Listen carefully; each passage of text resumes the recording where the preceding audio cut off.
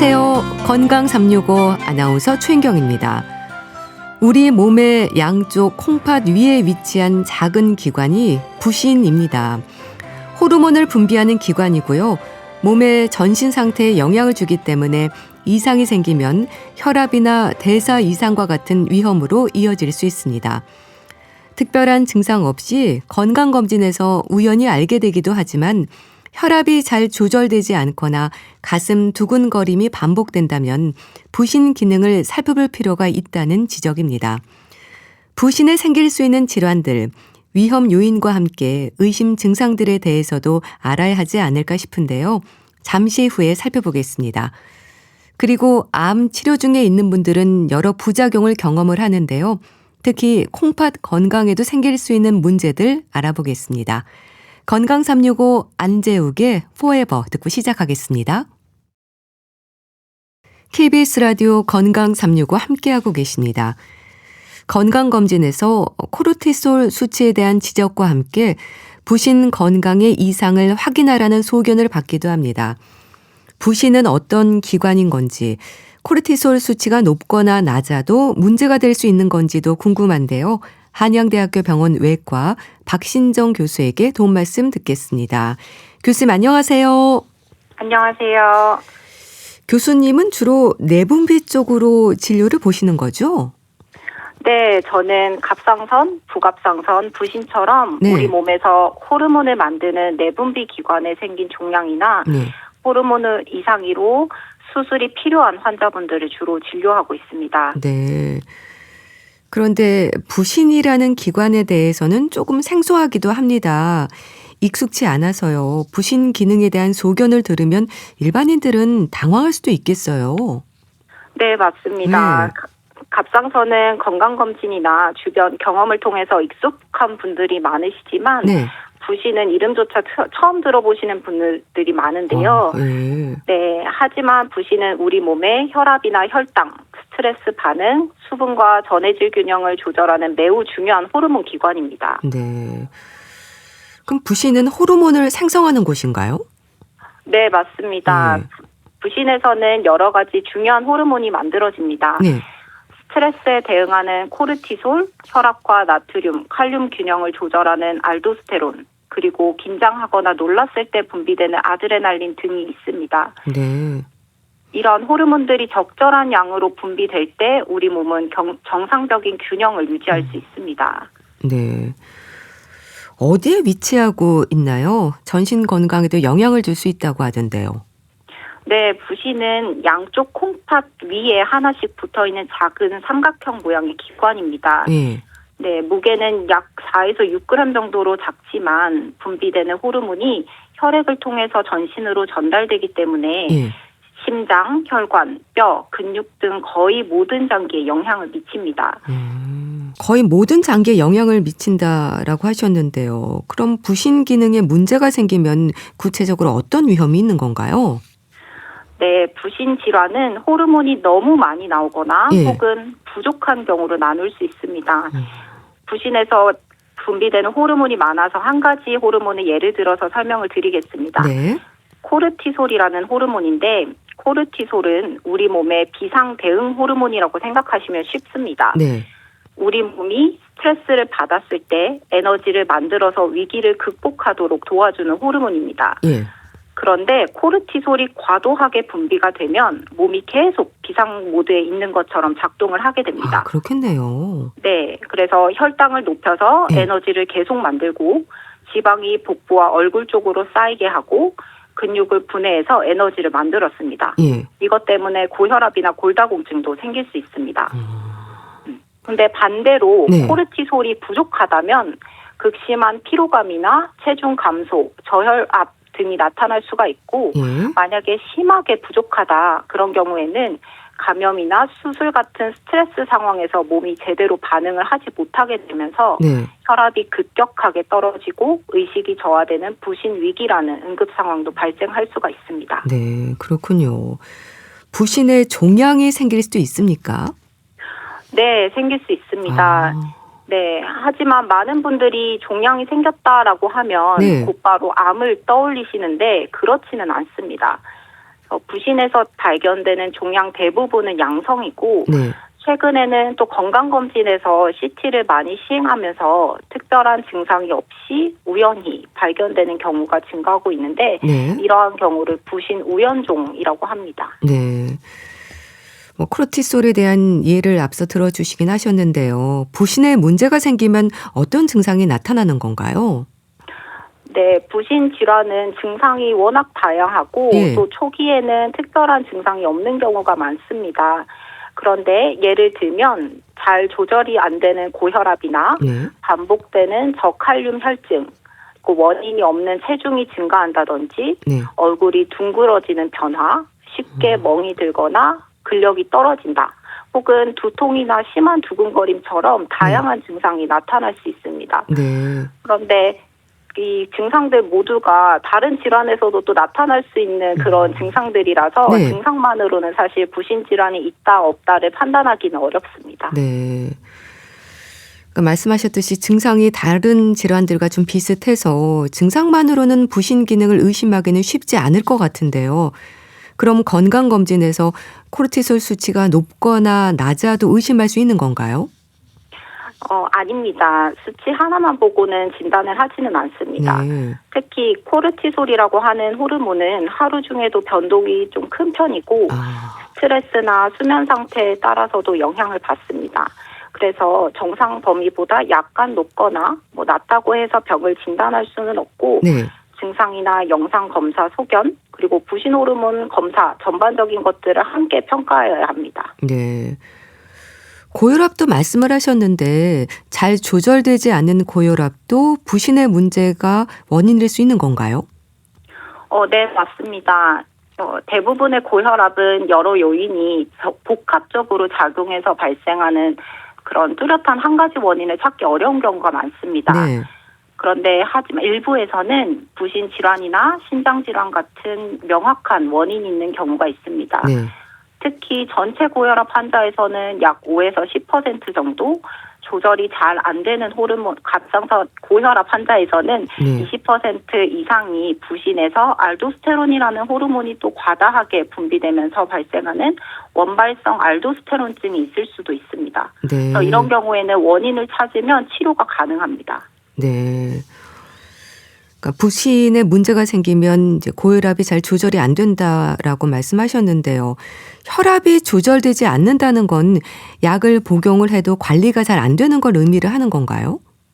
네. 보통 3가지 이상의 혈압약을 써도 예. 혈압이 조절이 잘 안 되는 경우를 말하는데요. 그 외에도 젊은 나이에 고혈압이 생겼거나 네. 혈압이 비이상적으로 매우 높거나 혈압 검사에서 칼륨 수치가 조금 반복적으로 낮게 나오시는 경우에도 부신 검사가 필요하실 수도 있습니다. 네. 또 부신 기능의 문제에는 종양도 포함이 되는 것 같은데요. 다양한 질환들이 있는 건가요? 네, 부신 질환은 크게 2가지로 생각하시면 이해하기가 쉬우신데요. 네. 하나는 부신에서 호르몬이 너무 많거나 적게 만들어져서 생기는 기능성 질환이 있고 예. 다른 하나는 말씀해 주신 것처럼 부신에 혹이 생기는 종양성 질환입니다. 그런데 이 2가지가 겹쳐서 발생하는 경우가 있는데 네.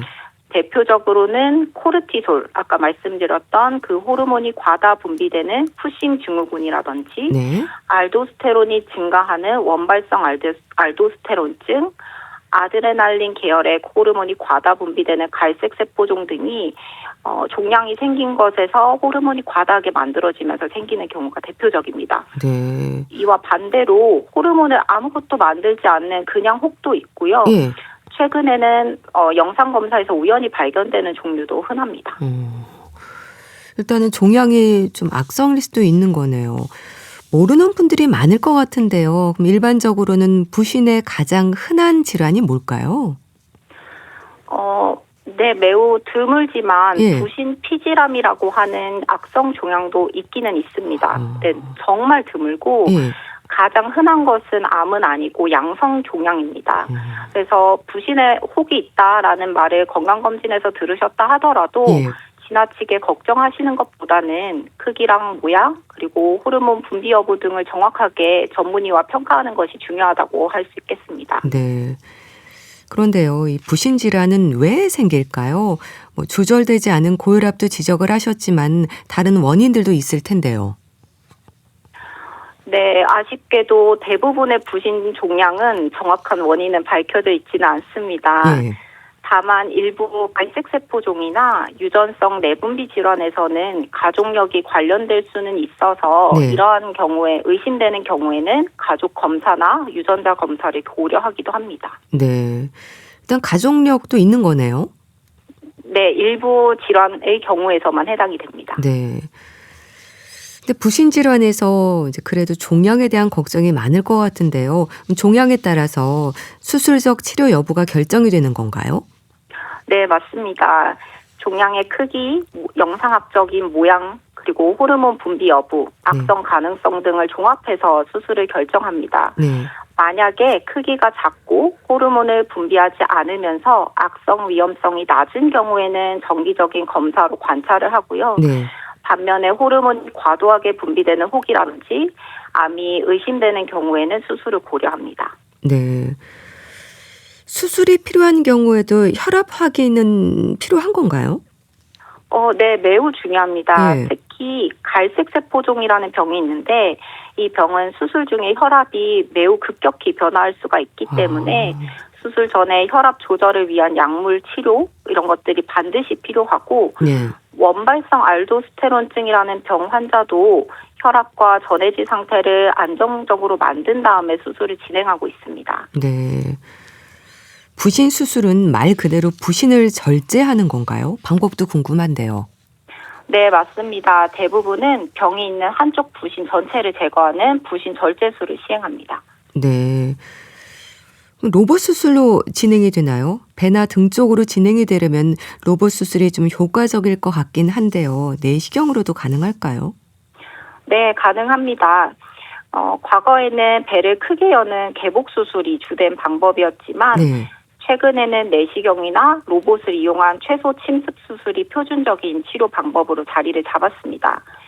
부신에 접근하는 방법이 두 가지가 크게 있는데 네. 한 개는 배 앞쪽, 그러니까 복강으로 접근하는 방법도 있고 네. 등 쪽에 작은 절개를 통해서 바로 부신에 접근하는 후복막강 접근법도 있습니다. 그래서 특히 후복막강 접근법은 통증도 적고 회복이 빠르다는 장점이 있습니다. 네. 외과 의사마다 사실 약간의 차이는 있지만 내시경이나 복강경으로 수술할 때는 배나 등 쪽으로 한 3-4개 정도 그 구멍을 뚫고 작은 절개를 통해서 수술하는 경우가 많습니다. 네. 최소 침습 수술이 많이 진행된다고 하셨는데요. 요즘은 최소 침습 수술에 대한 관심이 높지 않습니까? 아무래도 회복이나 후유증을 줄이는 데도 효과적일까요? 네, 물론입니다. 최소 침습 수술은 절개도 작고 통증도 적어서 회복이 빠르고 입원 기간도 이전보다는 많이 짧아져서 대부분은 비교적 빠르게 일상으로 복귀하실 수 있습니다. 네.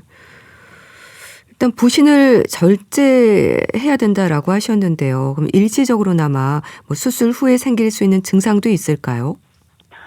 질환의 종류에 따라 조금 다른데요. 네. 예를 들면은 코르티솔을 많이 만들던 부신을 제거한다면 반대쪽 정상 부신이 다시 충분히 기능할 때까지 조금 시간이 걸립니다. 그 기간 동안 일시적으로 몸에서는 코르티솔이 부족하다고 느껴질 수 있는데 이런 경우에 약간의 피로감이나 몸살 같은 증상이 생길 수도 있습니다. 네.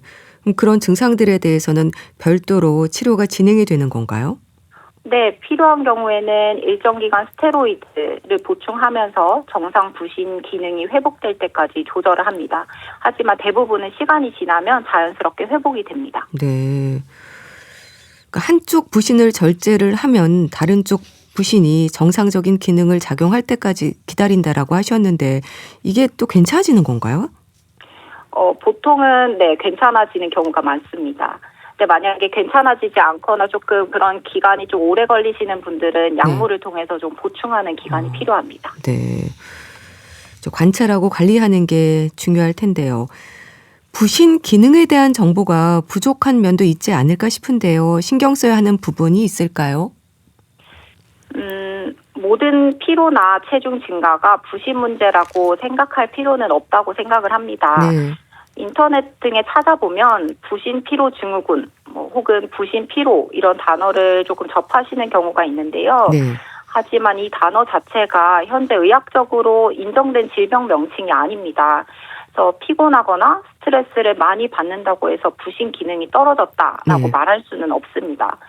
물론 실제로 부신 기능이 저하되는 부신 기능 저하증이라는 질환이 실제로 있습니다만 단순한 피로 외에도 다른 특징적인 증상들이 동반되고 추가적인 호르몬 검사를 통해서 진단을 내립니다. 네. 하지만 앞서 설명드렸던 대로 발생할 수 있는 증상 중에 젊은 나이에 고혈압이 발생했다거나 여러 약을 먹고 있음에도 조절이 잘 안 되는 호르몬, 혈압이 있다거나 반복되는 저칼륨 혈증, 특징적인 외모 변화라든지 멍이 잘 들고 근력이 떨어진다. 이유 없이 너무 갑작스러운 심한 두통이 반복된다거나 두근거림이 심하다. 이런 증상이 반복적으로 나타나는 경우에는 전문의와 상담을 해보는 것이 좋겠습니다. 네.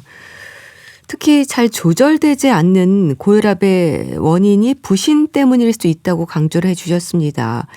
고혈압 환자들이 부신 질환의 의심과 관련해서 민감할 필요가 있는 부분이랄까요? 좀 조절이 잘 안 된다는 의미를 설명해 주시면 좋겠는데요. 약을 한 3가지 이상을 먹고 있는데도 혈압이 정상 혈압보다 계속 높게 유지된다든지 150에서 100 이상으로 계속 높게 유지된다. 아니면 응급실에 가실 정도로 혈압이 매우 높아서 관련된 증상이 발생한다. 이런 경우를 말씀드릴 수 있겠습니다. 네. 피로감이나 체중 증가도 말씀을 하셨는데요. 이게 어느 정도의 피로감일까요? 사실 피로감이라는 게 설명하기가 어려운 조금 주관적인 증상이어가지고 환자분들 개인의 이제 증상에 의존하는 수밖에 없을 것 같은데 그래도 조금 의학적으로 의미 있는 정도의 피로감이라고 하면 일상생활이 조금 어려울 정도의 피로감이 느껴진다라고 생각하시면 조금 이해하기 편하실 것 같습니다. 네. 혈압 말씀하셨는데 변동성 혈압이라는 것도 있잖아요. 들쭉날쭉하는 것도 신호일 수 있을까요? 들쭉날쭉이 동반되는 것도 이제 부신 질환의 일종의 갈색 세포종이라고 하는 병에서 관련이 될 수가 있는데요. 네, 그런 경우에는 혈압이 매우 급격히 올라가는 게 특징적이고 특히 스트레스 상황이라든지 혹은 화장실 변을 보시는 상황이라든지 이런 경우에 높게 올라가면 200까지가 혈압이 200까지도 올라가는 경우도 있습니다. 그런 경우에는 이제 관련이 있을 수 있는데 약간의 한 20, 30 정도의 차이로는 사실 이 병을 의심하기는 조금 어렵습니다. 네. 또 부신 질환으로 저칼륨 혈증도 지적을 하셨는데요. 이건 어떤 상태인 건가요? 혈액 검사를 하면 그 중에 전해질 검사를 하는 게 있습니다. 그 중에 이제 칼륨 수치를 보게 되는데 일반적인 검사에서 대부분 포함이 되는 검사고 이제 혈압약에 의해서 칼륨 수치가 떨어지는 경우도 있습니다. 근데 만약에 이 알도스테론증이라고 하는 병을 가지고 있는 경우에는 칼륨 수치가 조금 계속 지속적으로 낮게 나오는 것이 특징적입니다. 기준 정상 범위가 3.5부터 시작이 되는데 이 3.5보다 계속 낮게 나온다 하면 의심을 해볼 수 있습니다. 특히 고혈압 환자에서요. 또 부신 질환으로 체중이 늘 수 있다고 하셨는데요. 급격하게 늘어나는 건가요?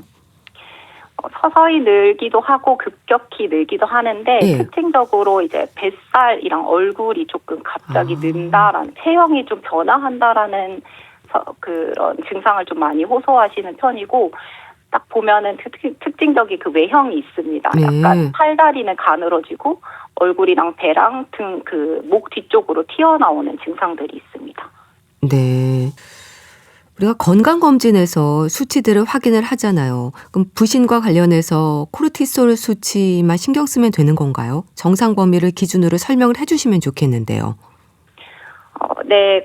종합검진에서 특정 증상이 있어서 호르몬을 검사를 시행한 경우에는 코르티솔 수치상 이상이 발견될 수도 있습니다. 네. 앞서 설명드렸던 것처럼 코르티솔 자체는 하루 중 변동이 굉장히 큰 호르몬입니다.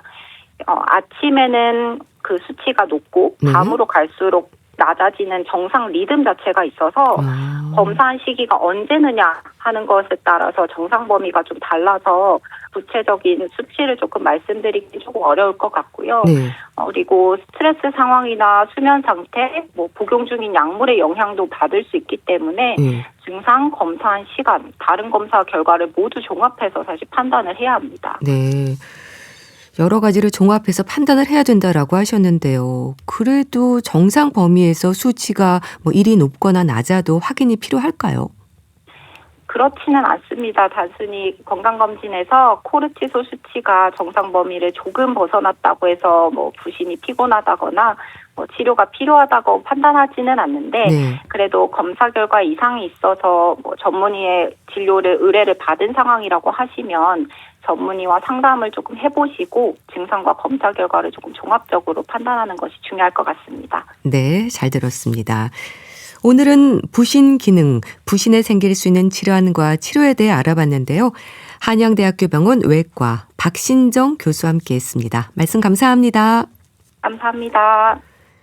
KBS 라디오 건강 365 함께하고 계신데요. 전람회의 꿈속에서 듣고 다시 오겠습니다.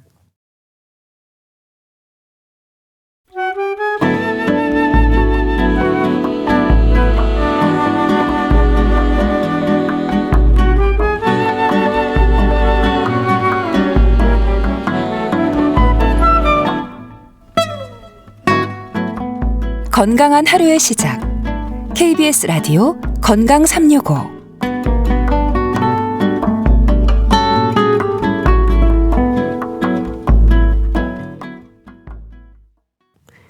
KBS 라디오 건강 365 함께하고 계십니다. 암으로 치료 중인 분들에게는 신경 쓰이는 부분들이 많습니다. 항암 치료의 부작용으로 고생하는 경우도 있고 다른 장기들의 부담이 되기도 하죠. 그중 하나로 콩팥 건강에도 문제가 될 수 있는데요. 살펴야 하는 부분들이 있지 않을까요? 가톨릭대 인천성모병원 가정의학과 서민석 교수에게 도움 말씀 듣겠습니다. 교수님 안녕하세요. 네, 안녕하세요. 암 치료 중에는 치료 과정에서 생길 수 있는 여러 문제들이 있잖아요. 그중에서 콩팥 기능도 살펴야 한다고 들었습니다. 네, 맞습니다. 항암제 종류나 환자의 상태에 따라서 다양한 부작용이 생길 수 있는데요. 네. 일반적으로 빠르게 증식하는 암세포를 이제 공격하는 것과 동시에 정상 세포도 손상이 되거든요. 그래서 부역감, 구토, 설사, 피로감, 면역 저하 이런 다양한 부작용이 동반이 될 수 있는데 추가로 항암제라는 것이 대부분 콩팥을 통해 배설이 되는 부분이 있기 때문에 신장의 기능을 잘 살펴보고 약물 조절을 해야 될 필요가 있어서 콩팥 기능을 잘 관리하고 살펴봐야 됩니다. 네, 항암제가 콩팥을 통해서 배설이 된다라고 하셨는데요. 그래서 항암 치료 중에 콩팥 기능이 떨어지는 건가요? 항암제 종류에 따라 좀 기전이 다르기는 한데요. 시스플라틴이라는 이제 약물 같은 경우에는 신장에 이제 그 세포 내로 들어가면 세포 사멸을 유발하게 됩니다. 그래서 직접적으로 신세포에 독성을 유발하는 거고요. 다른 또 종류의 항암제들은 신장으로 가는 혈류를 감소시키면서 허혈성 손상이 유발되고 일부 또 항암제는 면역 반응 때문에 정상적인 신장 조직을 공격하는 종류들도 있거든요. 결국에는 또 이제 항암 치료하다 보면 암세포가 이제 급격하게 사멸되면서 다량의 요산, 인 이런 것들이 방출이 되고 이게 이제 결정 같은 거를 만들어 가지고 소변이 잘 안 나오게 하는 급성 신부전도 생길 수가 있습니다. 그 이외에 항암제 때문이 아니더라도 그런 부작용 때문에 탈수가 되거나 치료 중에 사용하는 약물 등 때문에도 신기능 저하가 유발이 될 수 있습니다. 네. 그러니까 항암제에 따라서 콩팥 기능에 영향을 주는 것도 있고요. 또 검사에 쓰이는 조영제라든지 여러 요인들이 콩팥 기능에도 영향을 주는 건가요? 맞습니다. 결국에는 신장으로 가는 혈류가 줄어들 수 있는 상황이 문제인 건데 구토, 설사 같은 부작용이 생기면 탈수가 생기기도 하는데요. 근데 CT를 이제 주기적으로 촬영하면서 암이 잘 치료되고 있는지 확인을 해야 되는 부분이 있거든요. 근데 이때 이제 사용하는 조영제가 신기능 저하를 유발할 수 있고요. 그리고 이제 암 환자분들이 통증이 또 있기 때문에 통증 조절할 목적으로 사용하는 진통제라든지 감염 관리를 위해서 사용하는 항생제 이런 것들로 인해서 콩팥 기능이 떨어질 수도 있습니다. 그런데요, 또 암이 아니더라도요, 콩팥 기능이 떨어지면 전신 건강으로도 이어질 수 있지 않나요? 네, 맞습니다. 뭐 콩팥 기능 저하를 크게 이제 급성 신장 손상이 생겼냐, 네. 뭐 만성 신장 손상이 생겼냐 이렇게 구분을 해볼 수 있긴 한데요. 결국에는 암이 아니더라도 네. 콩팥 기능이 떨어지는 거는 바로 확인을 하고 치료를 시작하지 않으면 상당히 치명적일 수가 있습니다. 네. 왜냐하면 이제 소변량이 줄고 몸에 이제 부종이 생기면은 심장의 기능이 떨어지고 뭐 폐부종도 생기면서 호흡곤란도 생기고요. 전해질 불균형 때문에 심장 부정맥 때문에 생명이 위험할 수도 있거든요. 네. 그래서 이런 이제 급성 신장 손상이라고 하면 뭐 약물이나 조영제 같은 원인을 잘 제거만 해주면 회복이 되기도 하는데 네. 만성 신장 기능 이상인 경우에는 주로 뭐 항암뿐만이 아니라 고혈압, 당뇨 같은 전신 질환 조절이 잘 안 된다는 결과거든요. 네. 그래서 이런 신장 기능 손상뿐만이 아니라 다양한 혈관 질환들, 전신 건강에 이상이 생길 수가 있습니다. 네. 그러니까 더구나 암 환자들에게는 콩팥 건강에 문제가 될 수 있는 요인들이 많겠다 싶은데요. 그러니까 말씀하셨듯이 면역력을 비롯해서 감염 위험도 있고요. 또 식사를 잘 챙기지 못하는 경우도 많잖아요. 그렇죠. 뭐 암 환자분들이 대부분 노인분이시고 예. 이미 여러 만성 질환이 같이 있는 경우들이 많기 때문에 사실 암 치료 시작 전부터 콩팥 건강이 좋지 않을 가능성이 높고요. 그리고 다양한 약물에 대한 반응이 좀 심각하게 나타날 가능성도 있습니다. 그렇기 때문에 신장 기능이 떨어진 상태에서 또 암이라는 질병 겹치게 되면 면역이 확 떨어지고 감염 질환에 취약해지고 또 이제 감염 질환 때문에 탈수가 되거나 신장 기능 저하가 생기면 사실은 전신 상태가 좀 악화가 될 수 있는데요. 특히 이제 이 탈수 문제에 있어서는 워낙 이제 노인층 분들이 식욕이 떨어져 있는 상태인데 네. 암 때문에 식욕 부진이 더 악화가 되고요. 항암 치료 부작용으로 인해서 식사를 아예 못하는 경우에는 이때 이제 항암이 중단되는 경우도 많습니다. 뭐 당연히 탈수 때문에 신기능 저하는 더욱 심해질 수도 있고요. 네. 뭐 탈수도 지적을 하셨고요. 전신 상황이 악화될 수도 있다라고 하셨는데요. 그럼 여러 가지 이유들로 인해서 이런 콩팥 기능이나 요로 감염을 겪기도 한다면 증상으로 알려주는 위험 신호는 있는 건가요? 일단은 콩팥 기능 저하를 의심할 수 있는 증상은 소변량 자체가 줄어듭니다. 소변량이 줄어들면서 얼굴이나 손, 발 이런 데가 붓거든요. 네. 그 외에도 뭐 전신 피로감이 심해진다든지 구역감이 생기고 토하는 증상이 나타나기도 합니다. 만약에 이제 요로 감염 같이 이런 감염 증상이 생긴 경우라고 하면 뭐 방광에 염증이 생겼을 때는 소변 볼 때 아프고 자주 마렵고 소변을 참기가 어렵다. 소변을 봤는데도 뭐 시원하지 않다. 이런 거를 이제 주관적으로 느끼실 수 있고요. 그리고 이제 가족들 같은 경우에는 소변에서 좀 냄새가 나거나 소변을 보고 난 이후에 좀 탁하고 피가 나온다. 이러면은 이제 요로 감염도 동반이 됐다. 이렇게 좀 생각을 할 수 있고요. 이제 문제는 이 방광염에서 신우신염까지 이 염증이 진행을 하게 되면 열도 나고 오한도 심하고 옆구리 통증 이런 게 생길 수도 있는데 이 신우신염까지 진행을 하게 되면 이게 폐혈증으로 가기 때문에 사실 이런 증상들이 나타난다? 그러면 심각한 상태가 아닌가 해서 바로 주치의와 상의를 해봐야 됩니다. 네, 이런 위험 신호들에 민감할 필요가 있겠네요. 네, 맞습니다. 그런데 콩팥은 노폐물을 걸러내는 정수기 역할을 하잖아요. 몸속의 혈액을 좀 깨끗하게 만들어주는 거죠? 가장 중요한 역할이 정수기처럼 혈액 속의 노폐물을 걸러내주는 기능이거든요. 혈액 정화하는 기능이 맞기는 한데 사실 더 많은 기능이 있어서요. 혈액을 깨끗하게 해줄 뿐만이 아니라 우리 몸의 수분량, 전해질 이런 것들도 조절해주는 역할을 하고 있습니다. 그러니까 단순히 소변을 만드는 장기가 아니라 그러니까 몸의 균형을 비롯해서 혈압이나 호르몬까지 여러 가지 일을 하지 않습니까? 네, 맞습니다. 이 수분이나 전해질 균형을 유지하기도 하고요. 우리 몸의 체액의 산도가 약 알칼리성이거든요. 이거를 좀 맞춰주는 그런 역할도 하고 있습니다. 먼저 아까 말씀하신 것처럼 다양한 호르몬을 분비를 하는데 뭐 레닌이라는 효소가 나와가지고 혈압도 조절해주고요. 에리스로포이에틴이라는 물질도 분비해서 골수에서 이제 피를 만들어내는 걸 도와주기도 합니다. 그리고 이제 비타민 D가 신장에서 활성화가 돼야지만 장에서 칼슘의 흡수를 도와서 뼈 건강도 유지할 수 있는 그런 여러 가지 역할을 하고 있습니다. 네. 참 그래서 더 신경이 쓰이는 게 콩팥 건강인데요. 위치 때문인가요? 콩팥에 이상이 생겼을 때 옆구리나 허리 쪽이 좀 불편하지 않나요? 네, 맞습니다. 이게 대부분의 그 복부 장기들은 네. 복막 앞쪽에 있기 때문에 좀 배 쪽이 아프다고 호소를 하시거든요. 네. 네, 콩팥이라는 기관은 후 복막 기관이라서 약간 뒤쪽에 있습니다. 등 뒤쪽에 양쪽으로 위치하고 있기 때문에 여기서 약간 옆구리나 등이나 허리 이런 쪽으로 통증을 호소할 수는 있는데요. 네. 뭐 일반적으로 좀 신장 기능이 약간 떨어져 있는 정도라고 하면 크게 불편함이 생기지는 않는데 네. 만약에 그쪽으로 좀 불편함이 생겼다 그러면 신우신염 같이 심한 염증이 생긴 거거나 아니면 신장에 결석이 생겼거나 신장에 이제 물이 빠져나가지 못하는 수신증 네. 이런 것들이 생겼다는 거를 의심을 해봐야 됩니다. 뭐 네. 이때는 등을 이제 주먹으로 이제 살살 두드리면 통증이 심하게 생길 수 있고요. 이때는 이제 심각한 신장 문제의 가능성을 좀 의심해봐야죠. 네.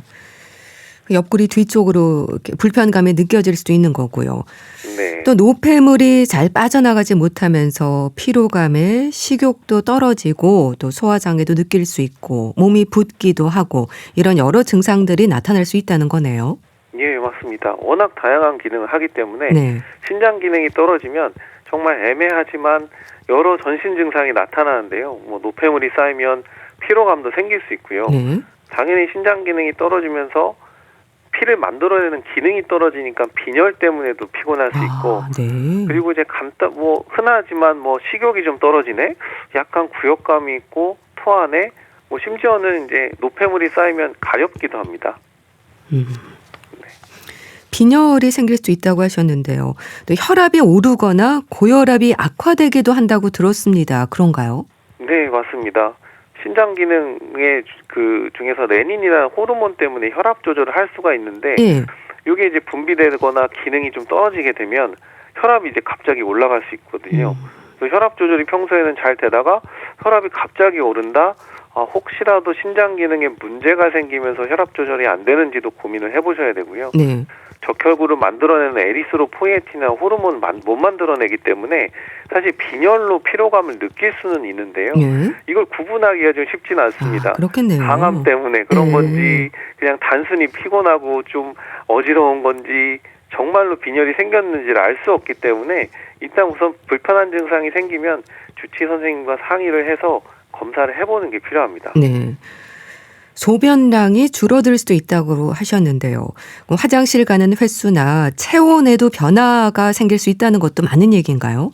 네, 맞습니다. 네. 뭐 소변 만들어내는 기능이 문제이기 때문에 우선은 소변량이 좀 크게 줄어드는 게 중요한 증상이고요. 네. 근데 또 한편으로는 밤에 누워있을 때 소변을 좀 자주 보는 것 때문에 잠을 잘 못 잡니다. 당연히 이제 소변이 농축이 되기 때문에 색깔이 좀 변하기도 하고요. 체온 관련돼서는 이게 네. 직접적으로 체온에 영향을 주는 건 아닌데 체온을 조절하는 기능이 좀 떨어질 수가 있습니다. 왜냐하면 신장 기능이 떨어져 있으니까 몸에 수분이 많이 쌓여 있고 부어 있는 상태에서 땀 분비를 하려면 이게 물을 배출해내야 되는데 네. 요걸 관리하는 자율신경계 기능이 좀 떨어지면서 우리 몸에 이제 체온 조절을 잘 못하는 그런 증상이 나타날 수 있습니다. 네. 또 평소에 없던 소변의 거품은 어떨까요? 항암 치료 중인 분들이 콩팥 이상 신호가 아닐까 걱정을 하던데요. 거품이 생기면 이제 신장 기능 이상 확인해야 되는 건 맞는데요. 네. 일반적으로 우선은 단백뇨 때문에 거품이 생기는지를 확인을 해야 됩니다. 네. 아무래도 항암 중에는 신장 기능이 떨어지면서 단백질이 소변으로 빠져나오면서 거품이 생길 수 있거든요. 네. 그래서 어쨌든 이런 부분에 대한 거품은 소변 검사를 통해서 확인이 좀 필요한 부분이고요. 근데 이제 대부분의 이제 거품료는 신기능에 이상이 있는 거라기보다는 네. 좀 물을 좀 많이 드시지 않아서 소변이 좀 농축이 되면서 생긴 거품료일 가능성이 또 있습니다. 그래서 만약에 소변에 거품이 생겼다, 뭐 그것뿐만이 아니라 네. 얼굴이나 손도 붓고 소변의 색도 붉거나 탁해진다, 이러면 이 거품료가 탈수에 의한 농축이 아니라 신장의 기능에 문제가 생겨서 나타난 거품료인지는 소변 검사를 확인해야 됩니다. 네. 콩팥 기능이 떨어지면서 나타나는 여러 증상과 위험들에 대해서 쭉 설명을 주셨는데요. 네. 그럼 암 환자들이 특히 이런 콩팥 건강에 취약할 수 있다면 살펴야 할 부분들이 많지 않을까 싶은데 어떨까요? 항암 중이라면 당연히 이제 주기적으로 신기능 문제 있는지 혈액 검사 확인이 필요하고요. 네. 그리고 둘째는 이제 환자 스스로가 신기능 저하와 관련된 증상이 있을 때 바로 상의를 하시는 게 또 중요하긴 합니다. 네. 특히 이제 암 치료 중인 분인 경우에는 만성 질환이 동반이 되어 있을 수 있기 때문에 네. 또 만성 질환 관리도 잘 하시면서 탈수되지 않도록 수분 섭취하시는 게 또 중요하고요. 네. 또 하나 이제 말씀드리고 싶은 건 암 치료에 도움된다고 여러 가지 건강기능식품을 임의로 복용하시는 경우들이 많거든요. 네. 이게 신기능에 문제를 유발해서 오히려 이제 항암 치료를 못하게 된다든지 이런 경우도 있습니다. 네. 그 외적으로 신기능에 영향을 줄 수 있는 뭐 진통제, 항생제 처방 필요하다. 그러면 꼭 그 담당 선생님한테 말씀을 드려서 신기능에 영향을 주지 않는 약으로 처방 받으시는 게 필요합니다. 네. 그러니까 항암 치료 중에는 식사를 잘 못하기도 하고요. 또 구토나 설사, 탈수까지 생길 수 있는 증상들이 많은 건데 그렇게 하다 보면은 급성 콩팥병으로도 진단될 수 있는 건가요? 맞습니다. 이게 뭐 토하고 못 먹고 하는 증상은 결국에는 탈수가 되는 거거든요. 이게 이제 며칠, 뭐 한 2, 3일 정도만 식사 못하고 토하시고 하면 급격하게 신장 기능이 떨어져서 네. 급성 콩팥병 진단할 수 있거든요. 그래서 보통 24시간 이내에 우리가 신장 기능, 크레아티닌 수치를 보고 네. 0.3mg 이상이 상승을 했거나 일주일 전이랑 비교를 했는데 기존 수치에서 50% 이상 증가하면 이거 급성 콩팥병으로 진단을 할 수 있습니다. 그렇기 때문에 사실 2, 3일 간격의 그 변화거든요. 네. 그래서 소변량 줄고 몸이 붓는다? 그러면 바로 가서 이 이상 소변을 교정할 필요가 있습니다. 네. 크레아티닌 수치를 본다라고 하셨는데요. 그럼 콩팥 건강의 위험을 막기 위해서 확인해야 하는 검사나 조심할 부분들도 있을까요?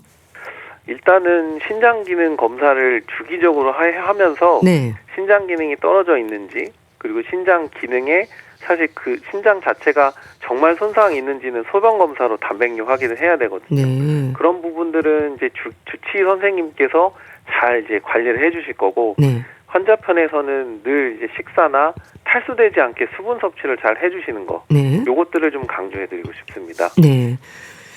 또 하나 이제 감염 위험도 문제잖아요. 앞서 요로 감염 말씀하셨는데 암 환자들은 아무래도 면역력이 떨어지기 쉬운데 폐렴이나 장염의 위험뿐 아니라 요로 감염도 지적이 되는 건가요?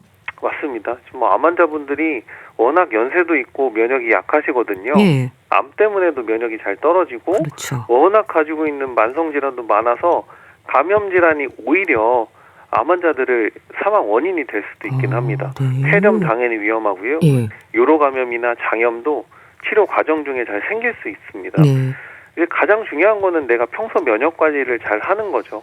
식사라든지 운동이라든지 뭐 잠을 충분히 주무시는 이런 것들도 잘 하셔야 되고 네. 암 치료 이외에 만성 질환 관리도 꼭 잘 챙기셔야 되고 그리고 이제 보통은 이런 이제 감염 질환에 취약하기 때문에 예방 접종도 미리 좀 하셔라. 그리고 증상이 생기면 항생제 치료를 바로 시작을 해야 된다. 이것도 좀 기억하시면 좋겠습니다. 네. 근데 이렇게 안 좋아지면 만성 콩팥병으로 이어질 수도 있는 건가요? 부작용이나 합병증 때문에 암 치료를 안 할 수는 없지 않습니까? 이게 신우신염이라고 아까 이제 좀 심각한 요로 감염 같은 경우에는 세균이 콩팥에 상처를 유발하면서 회복이 됩니다. 물론 이제 적절한 치료를 안 하면 그것 때문에 완전히 신장이 손상되고 만성 콩팥병으로 진행을 하거든요. 신우신염을 급성기에 잘 치료했다고 해도 흉터가 남고 반복이 되면 결국에는 이게 이제 만성 콩팥병으로 진행을 할 수 있기 때문에 신우신염 같은 심각한 요로 감염이 생겼을 때 바로 항생제 치료를 시작하는 게 중요합니다. 네.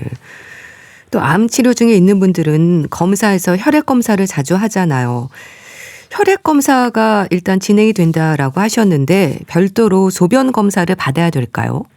뭐 신장 기능에서 가장 중요한 게 이제 크레아티닌 수치를 이제 혈액 검사로 보는 거고요. 네. 이걸 통해서 이제 사구체 여과율, 신장 기능이 어떤지를 좀 직접 확인하는 게 중요하고 신장에 진짜 손상이 있는지 없는지는 이제 단백뇨가 나오냐 안 나오냐를 가지고서도 확인이 가능한데 요건 이제 소변 검사를 이제 추가해서 알 수 있는 그런 부분입니다. 네. 그럼 이런 검사를 받아야 되는 거고요. 또 암 치료 중에 생길 수 있는 증상에서 콩팥 건강과 관련해서는 어떤 증상들에 민감해야 될까요?